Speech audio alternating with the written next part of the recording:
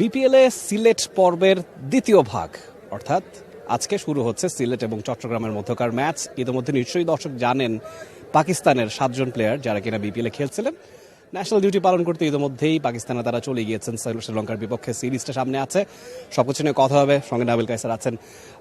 নাবিল, যেই কথাটা এখন সোশ্যাল মিডিয়াতে চাউর হচ্ছে যে পাকিস্তানি প্লেয়াররা বিপিএলের একটা বড় শক্তি প্রতিটা আসরেই হয়ে থাকে, তাদের এই অ্যাবসেন্টটা কতটুকু ভোগাবে দলগুলোকে, কি মনে করছেন? ধরুন আজকের ম্যাচের কথা যদি আপনি বলেন, চট্টগ্রামে কিন্তু কোনো পাকিস্তানি ক্রিকেটার যারা ন্যাশনাল টিমে ডাক পেয়েছেন তাদের কারো একাদশে জায়গা হয়নি, তারা কেউ নাই, মানে চট্টগ্রামের উপর এটার কোনো প্রভাব নাই। একইভাবে নোয়াখালীর উপরও আসলে কোনো প্রভাব নাই। যে 7 জন ক্রিকেটার চলে গেছেন তাদের মধ্যে কেউই চট্টগ্রাম বা নোয়াখালীর ছিলেন না। অন্য দলগুলোতে টুকটাক প্রভাব তো আসলে পড়ছেই। ধরুন রংপুর রাইডার্সের 2 জন ক্রিকেটার আছেন, সিলেটের 1 জন ক্রিকেটার আছেন, তো তাদের উপর আসলে ওই প্রভাবটা পড়বে। তবে কতটা, এটা হচ্ছে একটা বড় প্রশ্ন। ধরুন আজকে চট্টগ্রাম অপরিবর্তিত একাদশ নিয়ে খেলছে। তারা গেল ম্যাচে 10 উইকেটে জিতেছে। মোহাম্মদ নাইম শেখ এবং অ্যাডাম রজিংটন আউটস্ট্যান্ডিং 2টা ইনিংস খেলেছেন, 10 উইকেটের কনভিন্সিং জয়, এবং তাদের দলে সেটার কোনো প্রভাব নাই, কারণ ওই 7 জনের কেউই চট্টগ্রামের ছিলেন না। এখন আপনি যদি সিলেটের কথা বলুন, সিলেটে কিছুটা প্রভাব পড়েছে। সাইম আয়ুব তিনি চলে গেছেন, তবে তার জায়গায় আগামীকালকে কিন্তু মঈন আলী চলে আসছেন। তার মানে সাইম আয়ুবের জায়গায় মঈন আলীকে আপনি বেটার রিপ্লেসমেন্ট হিসেবেই কাউন্ট করতে হবে। তো সিলেট দলেও খুব বেশি প্রভাব পড়ছে তা না। আপনি যদি রংপুরের কথা বলুন, খাজা নাফে তিনি চলে যাচ্ছেন, ফাহিম আশরাফ চলে যাচ্ছেন। তো খাজা নাফে তো একাদশের প্লেয়ার ছিলেন না, এবং ফাহিম আশরাফের কথা যদি বলুন, সে জায়গায় পর্যাপ্ত ব্যাকআপ কিন্তু রংপুরের আছে। রংপুরের বেঞ্চের শক্তিটা কিন্তু যথেষ্ট শক্তিশালী।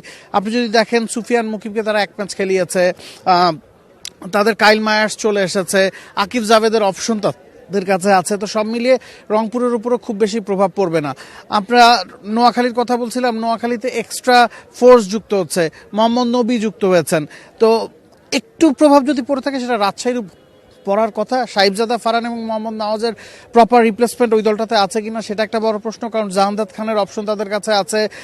তো ওই জায়গায় একটু প্রভাব পড়তে পারে। এছাড়া সবগুলো দলই কিন্তু ব্যালেন্সড, এবং জিমি নিশাম চলে আসার কথা ওই দলটায়, সন্দীপ লামিছানের অপশন তাদের কাছে আছে। তো 7 জন প্লেয়ার চলে যাচ্ছেন যারা হয়তো আগামী 3-4টা ম্যাচ মিস করবেন এবং পরের পর্বের জন্য আবার ফেরত চলে আসবেন। তবে ইতিমধ্যে আইএল খেলা প্লেয়াররা যেহেতু যোগ দিয়েছেন, কোনো দলেই সেটার প্রভাব আসলে খুব বেশি পড়বে। আজকের এই ম্যাচটা নিয়ে, প্রথম ম্যাচটা নিয়ে যেহেতু কথা হচ্ছিল যে চট্টগ্রাম টিম তো আসলে তারা আনচেঞ্জই আছে, যেহেতু পাকিস্তানি প্লেয়ারের খুব একটা আধিক্য নেই। অন্যদিকে সিলেট টিমে 3-3টা পরিবর্তন তারা রেখেছে। এবাদত খেলছেন না, রনি তালুকদার খেলছেন না, এবং যেহেতু বললেন আপনি সাইম আয়ুব তিনি ন্যাশনাল ডিউটি পালন করতে চলে গিয়েছেন, যে চেঞ্জগুলো তারা এনেছে সেটা একটু বিশ্লেষণ করবেন কিনা, যে কেমন হয়েছে সেই চেঞ্জগুলো? ধরুন সাইম আয়ুব যে 4টা ম্যাচ খেলেছেন, কোনোটাতেই তিনি খুব ভালো করতে পারেনি, না ব্যাটিংয়ে না বোলিংয়ে। হজরতুল্লাহ জাজাই 1টা ম্যাচ খেলেছেন, proper replacement. Saim Ayub top অর্ডারে ব্যাটিং করেন, জাজাইও সেই কাজটাই করবেন। তো ওই জায়গায় খুব বেশি সমস্যা হওয়ার কথা না। রনি তালুকদার প্রথম ম্যাচটাতে 30-এর ঘরে একটা ইনিংস খেলেছেন, সেই জায়গায় জাকিরকে তারা সুযোগ দিচ্ছে, যাকে গেল ম্যাচে ড্রপ করা হয়েছে, এবং সেটা নিয়েও সমালোচনা হয়েছে যে জাকির জাতীয় দলের আশেপাশে থাকা একজন প্লেয়ার, গেল বিপিএলটা ভালো করেছেন, তাকে সুযোগ দেওয়া উচিত, তিনি সুযোগ পাচ্ছেন। এবাদতের আসলে খুব বেশি প্রয়োজন ছিল না গেল ম্যাচে, এটা নিয়েও আসলে সমালোচনা হয়েছে যে আজমতুল্লাহ মোরাজাই আছেন, ইথান ব্রুকস আছেন, খালেদ, এবাদত, আমির, এতজন পেসারের কি আসলে দরকার আছে কিনা? সে জায়গায় একজন এক্সট্রা ব্যাটসম্যান হয়তো সিলেক্ট খেলাতে পারতো, তবে তারা রাহাতুল ফেরদৌস জাভেদকে বেছে নিয়েছে। তো লাইক ফর লাইক রিপ্লেসমেন্ট। মেহেদী হাসান মিরাজি হয়তো 3 নম্বরে ব্যাটিং করবেন। ব্যালেন্স আছে দলটায়। আজমতুল্লাহ ওমরাজাই উইল বি কি, ইটস বিকজ আগামীকালকে মঈন আলী এসে যুক্ত হবেন, তখন এই দলটার শক্তিমত্তা অনেকখানি বৃদ্ধি পাবে। তবে যেহেতু আজকের ম্যাচে সাইম আয়ুবও নাই এবং মঈন আলীও এসে পৌঁছাননি, সে কারণে ওমর আজাই, ইথান ব্রুকস, এই 2 অলরাউন্ডারের উপর আসলে স্পটলাইটটা বেশি থাকবে, এবং তাদেরকে এক্সট্রা দায়িত্ব নিতে হবে। অ্যাবসলিউটলি। টুর্নামেন্টের শুরুর ভাগ, টেবিলের দিকে খুব বেশি তাকানোর সুযোগ নেই, তবুও যদি জানিয়ে রাখতে চাই যে চট্টগ্রাম এই মুহূর্তে 2 নম্বর পজিশনে আছে। 3 ম্যাচের 2টোই তারা জিতেছে, 1টাই হেরেছে। অন্যদিকে সিলেট 4 ম্যাচের 2টোতে জয়, 2টোতে হার তাদের আছে। নিশ্চয়ই সিলেট হোম গ্রাউন্ডের ফ্যাসিলিটিস নিতে চাইবে, হেরেই শুরু হয়েছিল।